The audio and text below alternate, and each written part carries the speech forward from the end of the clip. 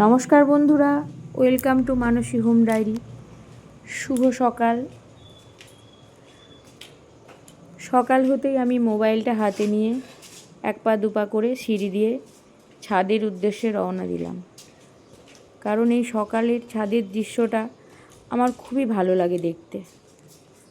তো সব সময় হয়তো আমি এটা উপভোগ করতে পারি না, যখন যখন সময় হয় আমি একটু ছাদে চলে আসি এই দৃশ্যটা উপভোগ করার জন্য। এখন 7টা বাজছে, দেখুন সূর্য মামা মাথার উপরে উঠে গিয়েছে। চারিদিকে সবুজ গাছপালা, মাথার উপরে নীল আকাশ, অসম্ভব সুন্দর দৃশ্য। এই দৃশ্যটা আমি আপনাদের সঙ্গে ভাগ করব বলে আজকে ক্যামেরাটা নিয়ে ছাদে উঠে এসেছি।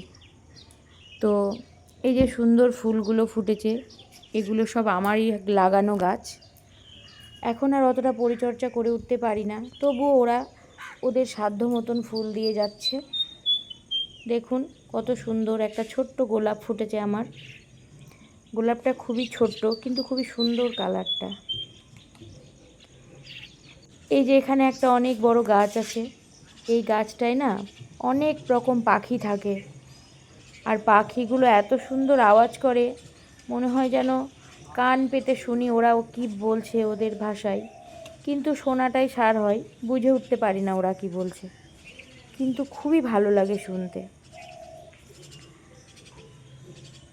ছাদে যদি আসি তো আসলে আর না নিচে নামতেই মন করে না, কিন্তু কি করব, সারাদিনের ব্যস্ততার মধ্যে এই সময়টুকুই বার করা খুব দুষ্কর হয়ে যায়।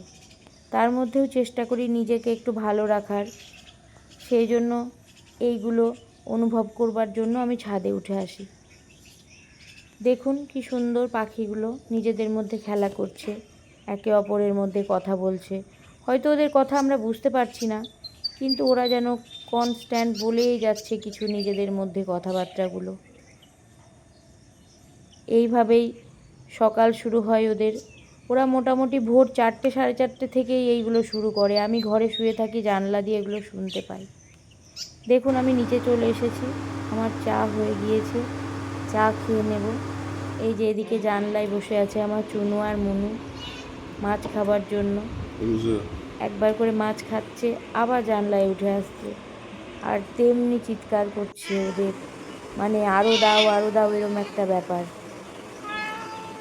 ওরা ওরকম করতেই থাকে প্রত্যেক দিন, যতক্ষণ না পেট ভরে ততক্ষণ ওরা ওখানেই বসে থাকে।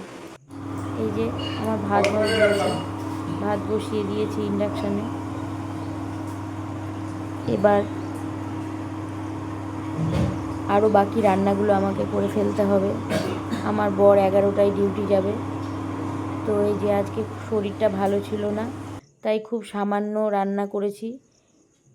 ডিমের একটা ঝোল করেছি, আর এই যে ডাঁটা ঝিঙে বেগুন টেগুন দিয়ে একটা চচ্চড়ি করেছি।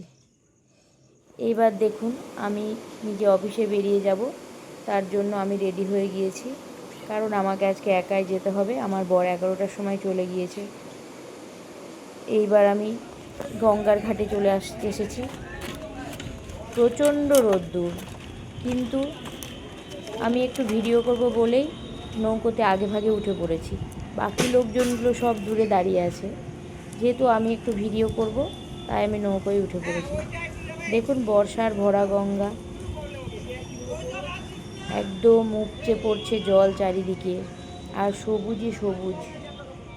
এই যে দূরে আমাদের ব্রিজ দেখা গেল, দূরে খাল বিলগুলো ভেসে গিয়েছে, পানা ভাসছে তার জন্য। ঘাট পার হয়ে আমি টোটোতে চেপে পড়েছি, এইবার অফিসের উদ্দেশ্যে রওনা দিয়েছি। মোটামুটি 20 মিনিট মতন লাগে টোটোতে চাপার পর, কিন্তু সঙ্গে সঙ্গে যদি টোটো না পাই তাহলে আবার অনেকটা দেরি হয়ে যায়। এই যে মোটামুটি অফিসের সামনে আমি চলে এসেছি। এই যে এবার অফিসে ঢুকে পড়বো, ব্যাস সারাদিনের মতন এখানে, আবার সন্ধে লাগলে বাড়ি ফিরে যাব। আজ আপনাদের জন্য এইটুকুই থাকলো বন্ধুরা। আমার এই ভিডিওটি যদি আপনাদের ভালো লাগে তাহলে লাইক করবেন, কমেন্ট করবেন এবং শেয়ার করবেন, আর সাবস্ক্রাইব করে অবশ্যই আমার পাশে থাকবেন।